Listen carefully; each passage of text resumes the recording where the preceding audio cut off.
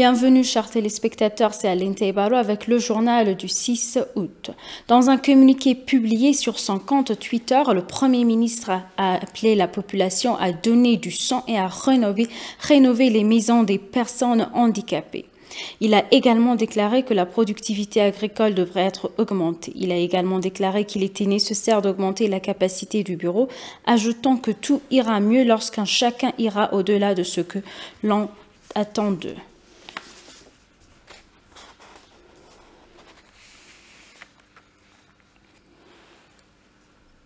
Le porte-parole des affaires étrangères de l'Éthiopie, son Excellence Dina Mufti, a donné le point de presse bi-hebdomadaire du ministère aux médias sur les principales activités diplomatiques au cours de la semaine. Écoutons les détails.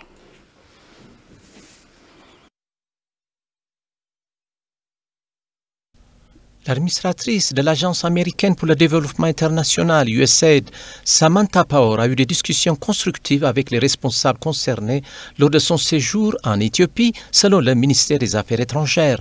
Lors de son point de presse hebdomadaire, le porte-parole des Affaires étrangères, ambassadeur Dina Mufti, a déclaré que la chef de l'USAID, Samantha Power, avait eu une discussion constructive avec le ministre de la Paix, Muferiat Kamil. Il a également décrit les activités destructrices du groupe terroriste TPLF qui ont bloqué l'aide humanitaire et provoqué des déplacements dans les régions voisines d'Afar et d'Amara. Environ 220 000 personnes sont déplacées de deux régions à cause de la belligérance du TPLF. Informant les médias à la fin de sa visite, l'administratrice de l'USAID, Samantha Power, a exprimé sa préoccupation concernant les mouvements militaires terroristes du TPLF dans les États régionaux d'Amara et d'Afar. Au cours de son exposé, la porte-parole des Affaires étrangères, ambassadeur Dina, a déclaré que le secrétaire général adjoint aux affaires humanitaires et coordinateur de secours d'urgence, Martin Griffiths, s'était entretenu avec le Premier ministre Abiy Ahmed, le vice-premier ministre et ministre des Affaires étrangères de Mecca Mekonnen et d'autres responsables gouvernementaux chargés des questions humanitaires. Situation dans le pays, en particulier dans la région du Tigray. Le vice-premier ministre et ministre des Affaires étrangères de Mecca a déclaré au chef humanitaire de l'ONU que le groupe terroriste TPLF a choisi la voie de la violence et des conflits au point de recruter les enfants pour porter les larmes malgré le cessez-le-feu unilatéral déclaré par le gouvernement fédéral. Cette semaine, le vice-premier ministre a également eu une conversation vidéo en ligne avec le ministre des Affaires étrangères du Canada, Marc Garneau, sur la situation au Tigray. Selon le porte-parole, la Chambre de commerce et les associations sectorielles éthiopiennes et la Chambre de commerce et d'industrie algérienne ont signé un protocole d'accord portant la création du Conseil des entreprises Éthiopie-Algérie. La création du Conseil des entreprises devrait renforcer les liens économiques globaux entre les deux pays, a noté M. Dina. Parlant des activités menées dans la diplomatie centrée sur le citoyen au cours de la semaine dernière, la diaspora éthiopienne a continué d'étendre ses contributions financières aux guerres. À cet égard, les Éthiopiens résidant à Djouba ont promis 80 000 USD, tandis que ceux des États-Unis ont fait un don de 120 000 USD en 24 heures. Le bureau du Premier ministre a déclaré que malgré les efforts du gouvernement, il existe toujours une campagne délibérée visant à manipuler la communauté internationale par certains médias occidentaux. Betaya Souciarid nous présente les détails. L'attaché de presse du cabinet du Premier ministre, Bilene Siyum, a déclaré aujourd'hui aux médias internationaux qu'au cours des dernières semaines, certains médias ont tenté de se venger de bravares visant à saper les activités menées par le gouvernement éthiopien pour fournir une aide humanitaire au Tigray. Selon elle, ces médias ont pris une position tellement biaisée sur l'ensemble en faveur du terroriste TPLF en discréditant la direction du gouvernement éthiopien. Au cours des dernières semaines, nous avons vu la bravade continue du TPLF terroriste dans certains médias tentant de discréditer le leadership du gouvernement éthiopien ainsi que les efforts qui ont été déployés. Même si le TPLF a poursuivi son empiètement belliqueux dans d'autres régions et bloqué les convois humanitaires, Bilene a indiqué que quelques 157 camions d'aide humanitaire sont entrés dans la région du Tigray et qu'ils ont également atteint la ville de Mekelle depuis hier. Ces camions contenaient des articles alimentaires et non alimentaires livrés par des acteurs humanitaires comme le Programme alimentaire mondial et d'autres agences des Nations Unies que des organisations internationales qui opèrent dans la région, a révélé le secrétaire. notant que le gouvernement éthiopien a déployé des efforts pour faciliter le passage sécurisé du convoi humanitaire dans le Tigray. Elle a toutefois déclaré que la campagne de manipulation du terroriste TPLF avait induit la communauté internationale en erreur sur la réalité sur le terrain. Il y a encore des efforts délibérés pour manipuler la communauté internationale en lui faisant croire que les dispositions de soutien mises en place par le gouvernement pour soutenir l'acheminement de l'aide dans la région sont inefficaces, a indiqué Bléné. Ce récit biaisé est soutenu par les médias sociaux rémunérés du TPLF et même par d'autres médias grand public pour saper le leadership du gouvernement éthiopien. Aidés par leurs fantassins et leurs agents numériques, ils ont continuellement faussé le récit en se présentant comme les défenseurs des droits des habitants du Tigray, au nom desquels ils ont continué à commercer, a-t-elle noté. Elle a ajouté que le groupe terroriste IPLF joue l'identité de victime et de victoire pour accuser le gouvernement de tout. Considérant que le gouvernement éthiopien est en pleine position pour neutraliser les zones du TPLF terroriste pour un flux d'aide humanitaire efficace et maintenir l'intégralité du pays. Ethiopian Electric Power a déclaré que le Soudan avait demandé à acheter 1000 mégawatts d'électricité d'Éthiopie. Andoualem Sia, directeur exécutif de la planification d'entreprise de Ethiopian Electric Power, a déclaré à l'ENA que divers pays africains dans le Soudan ont exprimé leur intérêt à acheter de l'électricité à l'Éthiopie. Des professionnels des deux pays discutent de l'intérêt du Soudan à acheter 1000 mégawatts, a-t-il ajouté.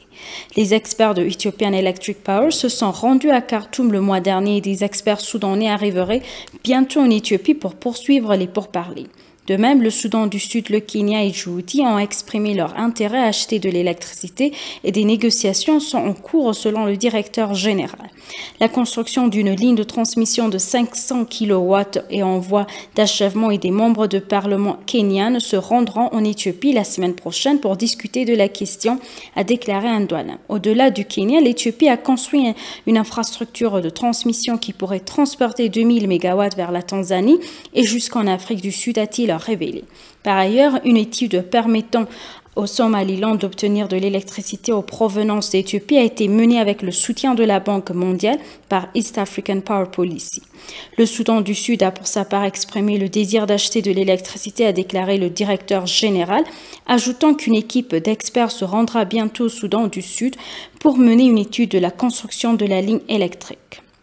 Le grand barrage de la Renaissance éthiopienne profite non seulement à l'Éthiopie, mais aussi à l'Afrique, a noté Andoualem, ajoutant que la demande actuelle d'électricité de ces pays frères montre leur grande attente dans le barrage. Le directeur général a déclaré que l'Éthiopie travaillera dur pour en tirer profit et devenir la fierté de l'Afrique.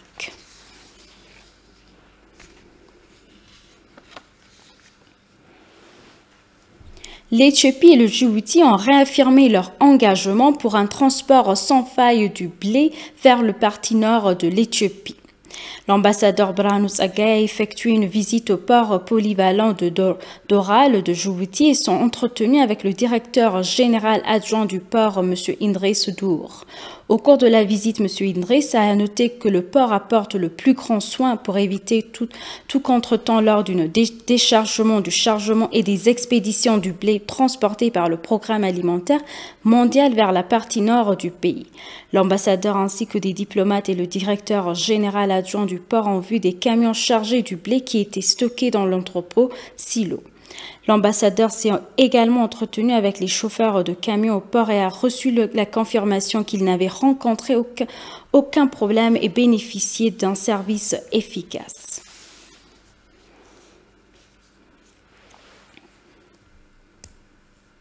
Le Conseil pour l'action de la diaspora éthiopienne a annoncé avoir préparé un programme permettant aux Éthiopiens vivant dans la diaspora et aux étrangers d'origine éthiopienne de se rendre en Éthiopie.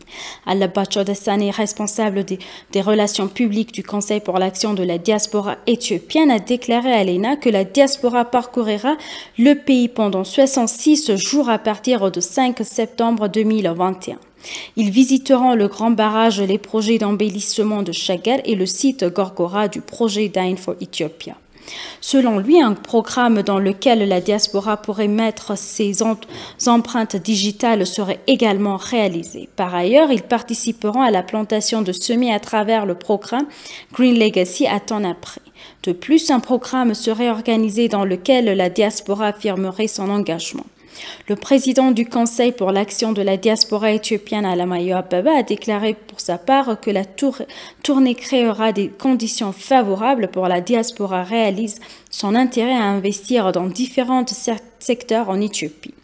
Notant que la visite permettra à la diaspora d'identifier les domaines d'engagement, il a ajouté que le Conseil entend mener à bien divers programmes impliquant la diaspora de manière durable. La tournée devrait également donner à la diaspora l'occasion de comprendre la situation objective dans le pays et d'observer les activités d'investissement et de développement en Éthiopie. Le Conseil qui se concentre sur le développement et la formation de la génération à venir est composé de membres de la diaspora éthiopienne de tous les coins du monde.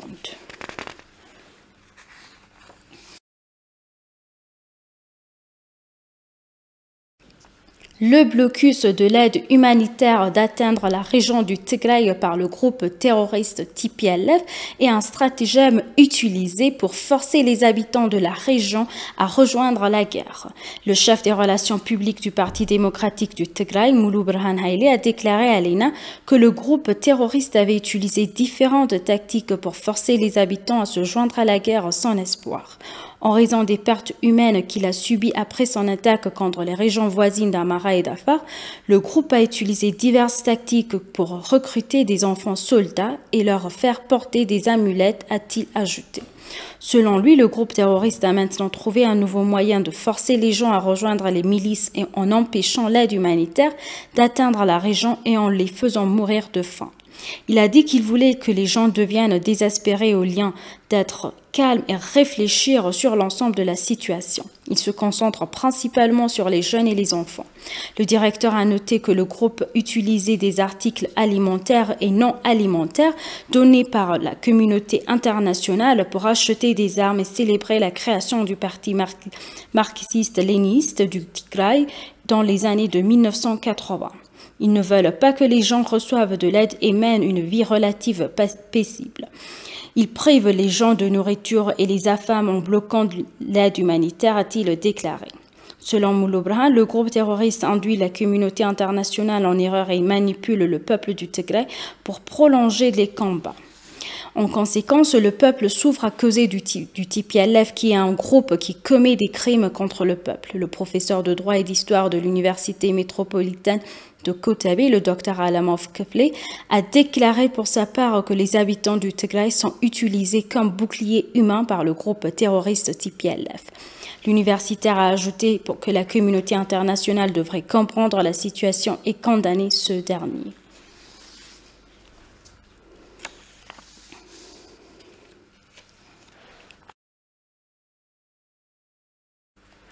Le gouvernement américain a accordé 45 millions de dollars de fonds supplémentaires pour aider le secteur de la santé éthiopienne en particulier, et l'aide humanitaire a révélé l'administration de l'USAID Samantha Power.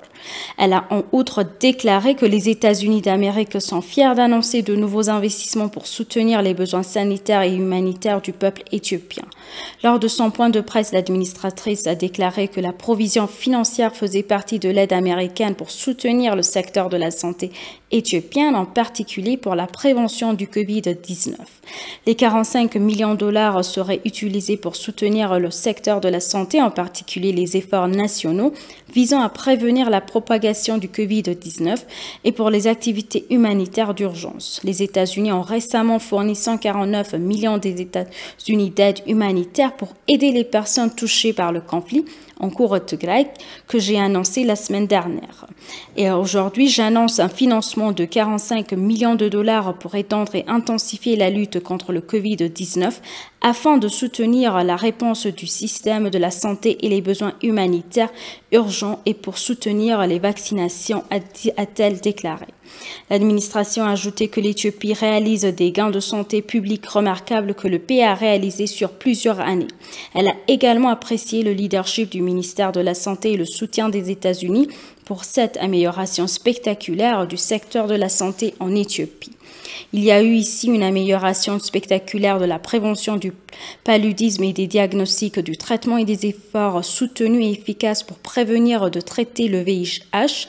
Il existe également des campagnes de communication ciblées pour protéger les mères et les communautés contre le Covid-19, a souligné Power. En plus, le soutien à la santé publique, aux investissements en Éthiopie, les États-Unis ont des racines profondes de partenariat avec la transformation agricole du pays pour soutenir l'aide humanitaire pendant des décennies. Selon l'administrateur, l'USAID a apporté son soutien au développement de la santé, de l'agriculture, de l'éducation et d'autres secteurs en Éthiopie. Par exemple, l'année dernière, seulement l'USAID a accordé un soutien d'environ $1 milliard à l'Éthiopie, a-t-elle ajouté. L'administrateur a également révélé qu'il y a des stocks de nourriture et distribués aux personnes qui ont besoin d'une aide humanitaire au Tigray et dans d'autres parties du pays.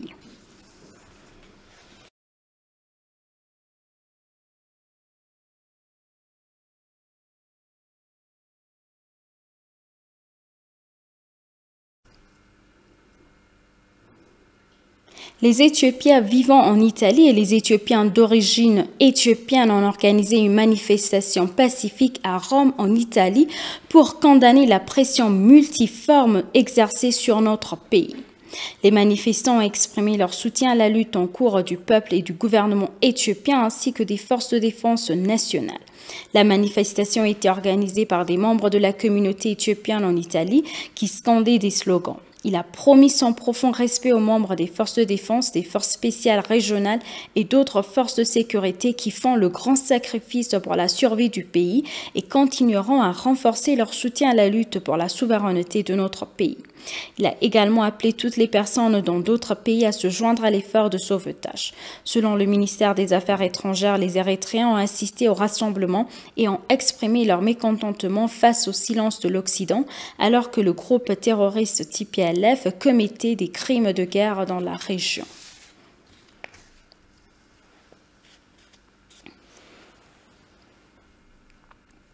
Et pour conclure le journal, le membre du conseil d'administration de l'association communautaire éthiopienne à Abu Dhabi ont discuté des problèmes nationaux actuels. Au cours de la réunion, l'ambassadeur Souleymane Dedefo a déclaré que la situation actuelle dans le pays, tant les ennemis internes qu'externes, mettaient le pays, le peuple et le gouvernement au défi. Il a déclaré que tous les Éthiopiens patriotes et les Éthiopiens d'origine éthiopienne doivent travailler dur pour défendre la souveraineté de l'Éthiopie et sauver notre pays. L'ambassadeur Souleymane a déclaré à cette occasion que le soutien des forces de défense éthiopiennes devrait être renforcé et exhorter les associations communautaires éthiopiennes à Abu Dhabi à jouer un rôle du premier plan à cet égard. En conséquence, les membres du conseil d'administration de l'association de la communauté éthiopienne à Abu Dhabi, aux Émirats arabes unis, ont discuté de la situation actuelle dans le pays lors d'une réunion d'urgence. De même, lors d'une réunion du conseil d'administration de l'association communautaire éthiopienne à Dubaï et dans l'Émirat du Nord, le même montant d'argent a été donné pour soutenir notre force de défense héroïque. Les diplomates d'Abu Dhabi ont également fait un don de 1,3 million de birr. Selon le ministère des Affaires étrangères, un total de 14,3 millions de birr a été collecté auprès des Éthiopiens patriotes vivant aux Émirats arabes unis pour notre force de défense héroïque.